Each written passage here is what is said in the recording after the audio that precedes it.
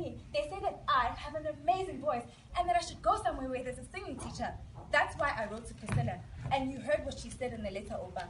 There's plenty of jobs in Johannesburg, so I'll be able to work and pay for my singing lessons, because if I become a really good singer, Oba, I can make a lot of money.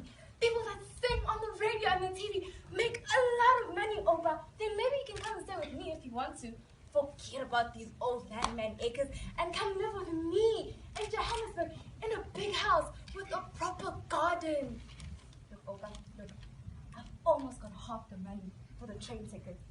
I'm doing this because I want Opa to be proud of me. I want to give back for everything that you've given me.